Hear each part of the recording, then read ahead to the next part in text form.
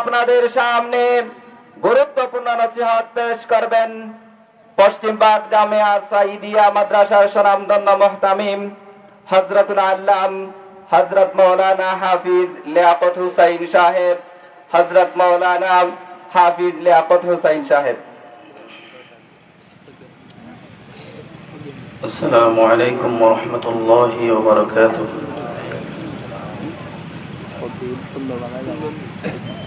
الحمد لله وكفى وسلام على عباده الذين اصطفى. أما بعد فأعوذ بالله من الشيطان الرجيم. بسم الله الرحمن الرحيم. واعبد ربك حتى يأتيك اليقين. بارك الله لنا ولكم في القرآن العظيم ونفعنا وإياكم بالآيات والذكر الحكيم. وقال سيدنا رسول الله صلى الله عليه وسلم: إن الله لا ينظر إلى صوركم وأموالكم ولكن ينظر إلى قلوبكم وأعمالكم. صلى الله على سيدنا ومولانا محمد وعلى آله وصحابه وسلم. صلى الله على سيدنا ومولانا محمد وعلى آله وأصحابه وسلم. لا إله إلا الله. একটু জিকির করেন। لا إله إلا الله. لا إله إلا الله. لا إله إلا الله. لا إله إلا الله. لا إله إلا الله. لا إله إلا الله محمد رسول الله.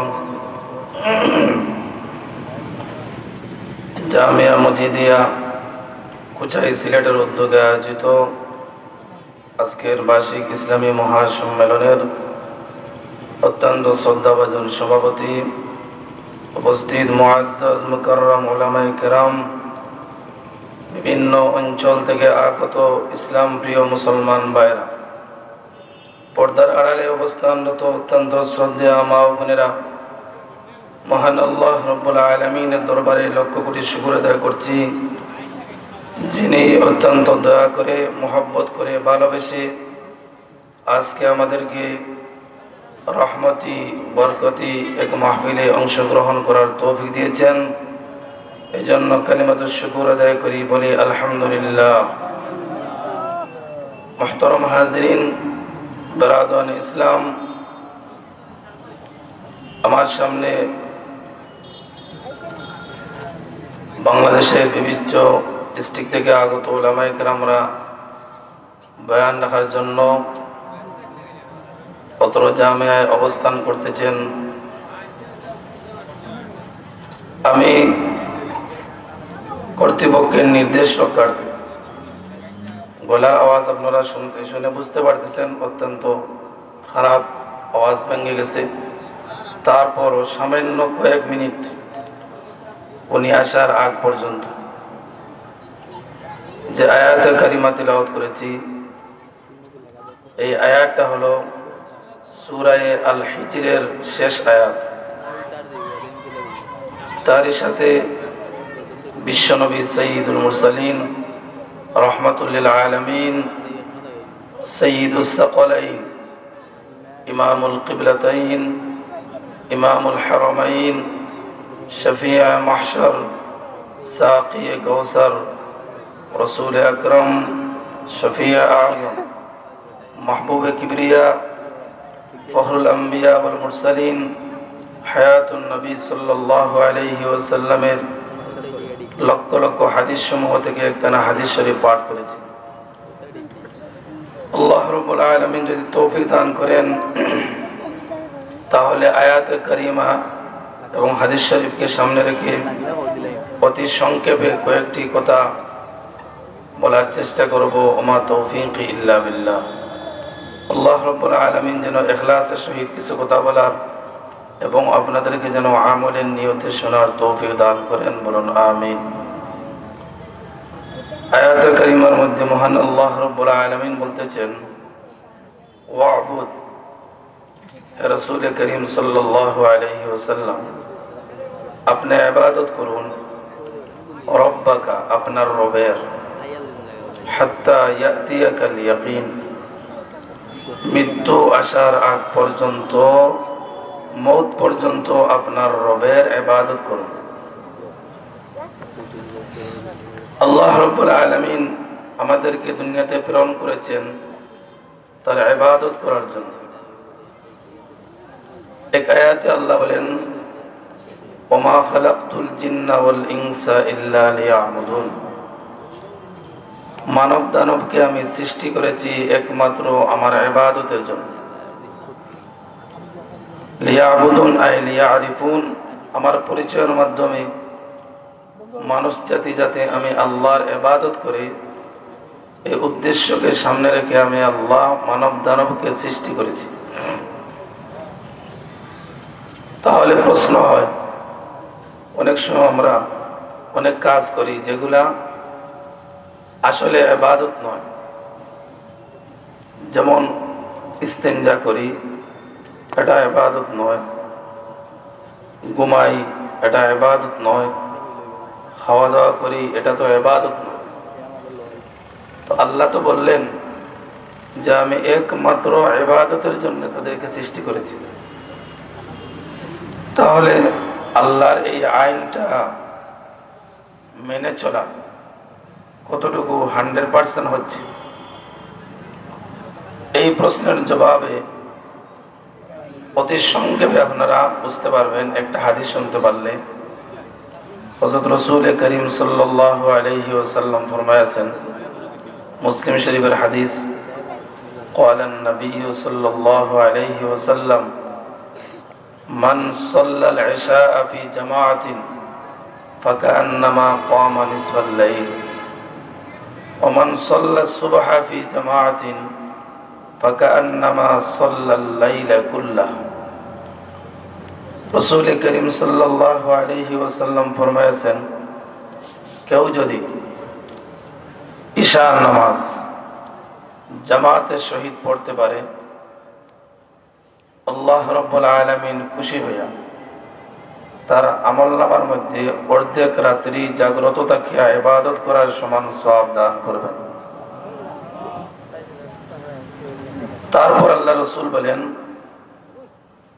ওমান সাল্লা সুবহা ফি জামাআতিন, যে ব্যক্তি ফজরের নামাজ জামাতের সহিত পড়তে পারবে, আল্লাহ রাব্বুল আলামিন খুশি হইয়া তার আমলনামায় সারা রাত ইবাদত বন্দেগী করার সমান সওয়াব দান করবেন।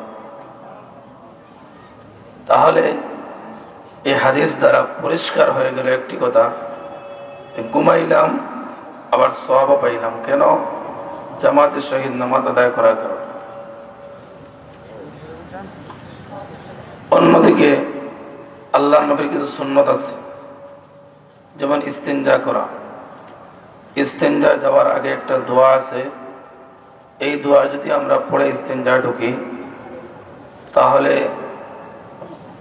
ইস্তেঞ্জা শেষ হওয়া পর্যন্ত যত সময় ব্যয় হবে ততটুকু আল্লাহ রাব্বুল আলামিনের কাছে বান্দার ইবাদত হিসাবে গণ্য হবে। বলেন সুবহানাল্লাহ।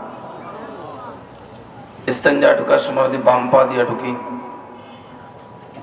দোয়া পড়ে ঢুকি, আল্লাহুম্মা ইন্নী আউযু বিকা মিনাল খুবুসি ওয়াল খাবাইস।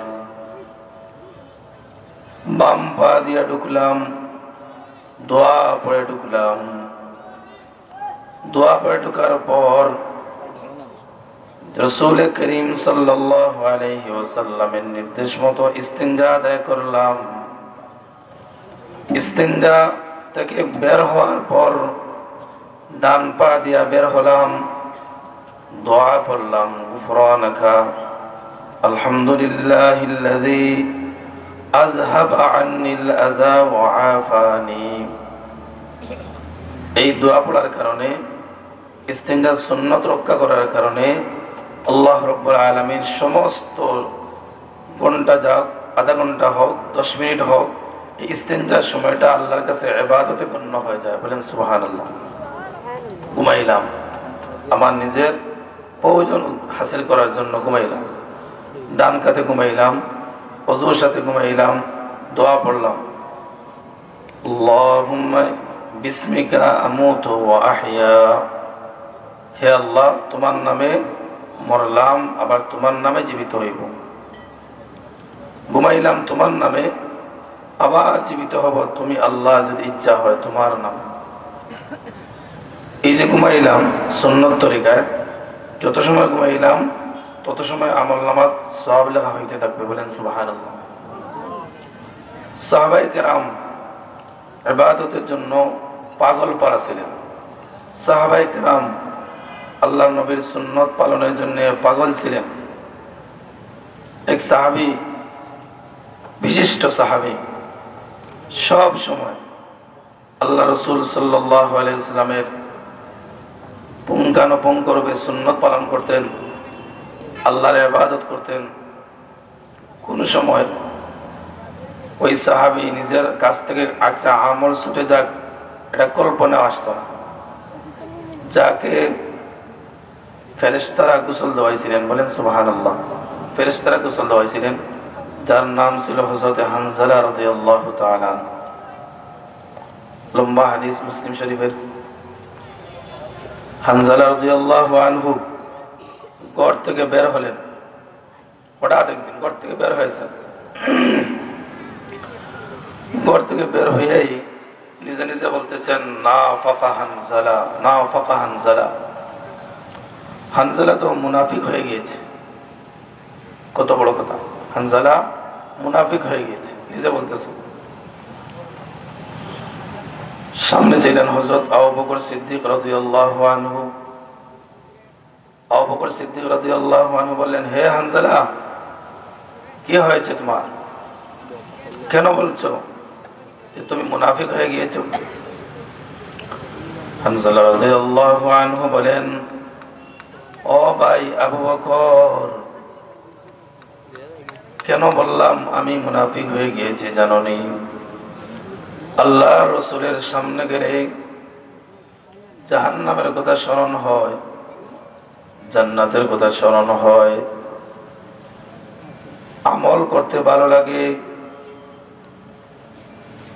রাসূল করিম সাল্লাল্লাহু আলাইহি ওয়াসাল্লামের সামনে থাকলে সম্পদের কথা মনে আসে না, সন্তানের কথা মনে আসে না, বউ বাচ্চার কথা মনে আসে না, ব্যবসা বাণিজ্যের কথা স্মরণ হয় না।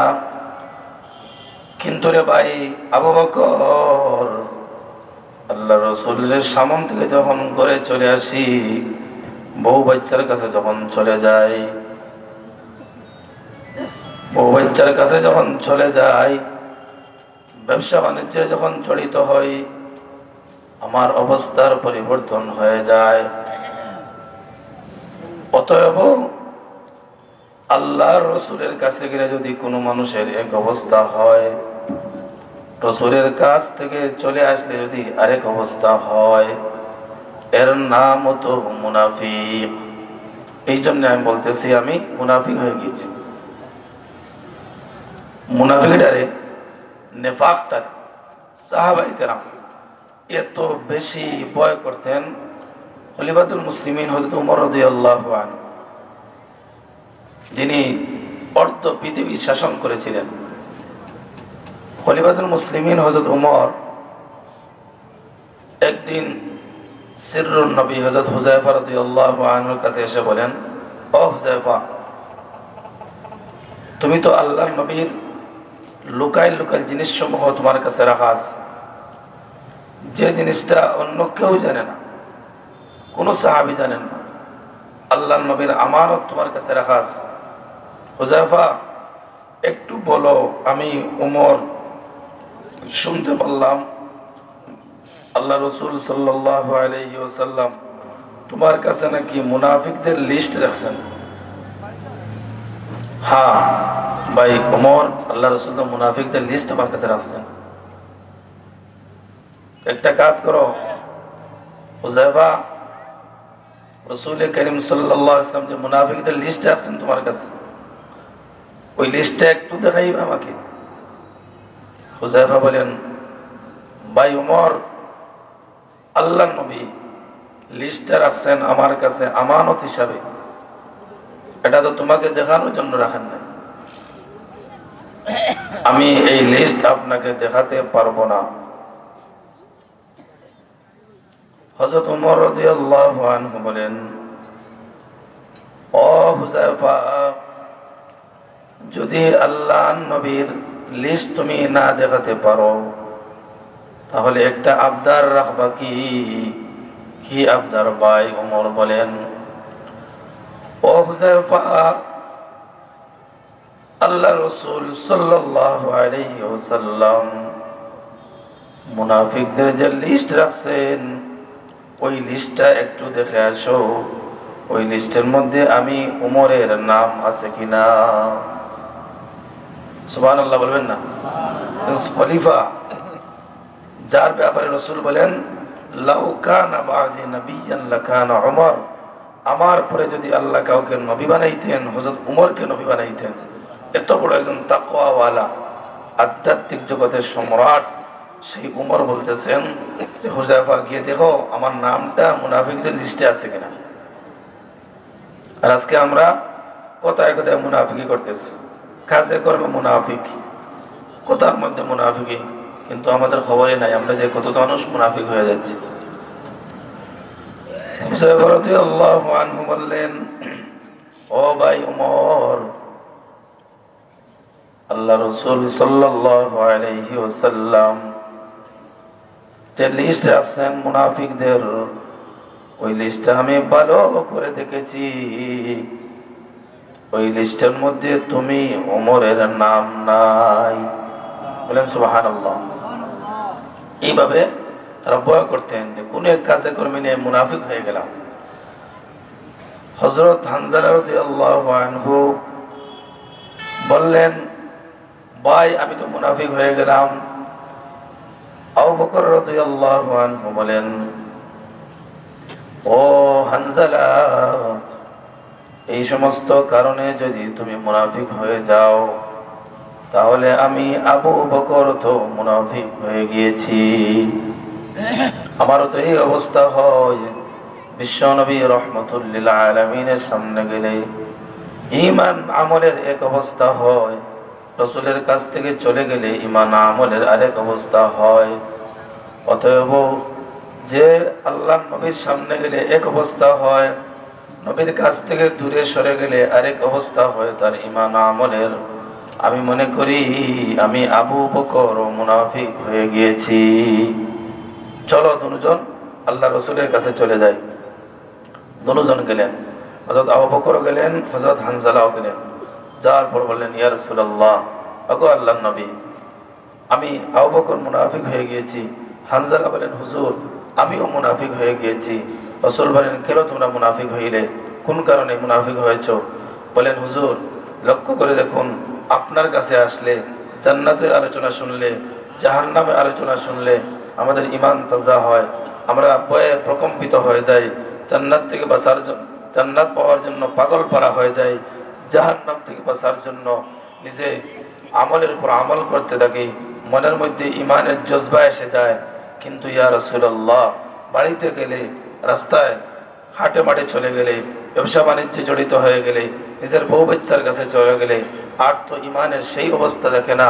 অতএব আমি আবু বকর মনে করতেছি মুনাফিক হয়ে গিয়েছি, আর হানজালাও মনে করতেছে সেও মুনাফিক হয়ে গিয়েছে। বিশ্বনবী আখিরি নবী রাহমাতুল লিল আলামিন বলেন, ও আবু বকর, ও হানজালা, শুনে রাখ রে, এই কারণে তোমরা কেউ মুনাফিক হও নাই। বলেন সুবহানাল্লাহ।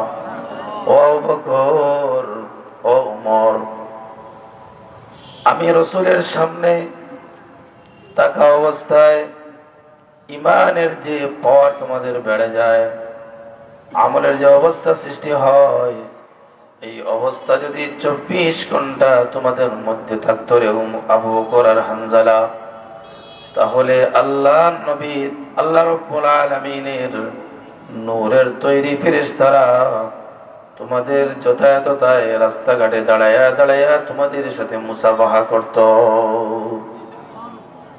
তোমরা কেউ মুনাফিক হও নাই। এই জন্য আল্লাহ রাব্বুল আলামিন বলেন, ওয়াবুদ, ইবাদত করো তোমার রবের 24 ঘন্টা, মওত পর্যন্ত।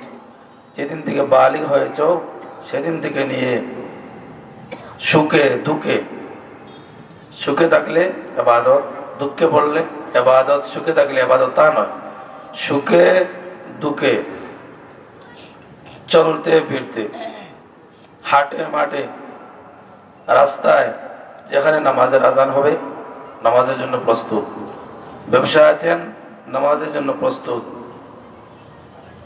বেড়াইতে গেছেন আত্মীয়ের বাড়ি, নামাজ সাথে সাথে প্রস্তুত নামাজের জন্য,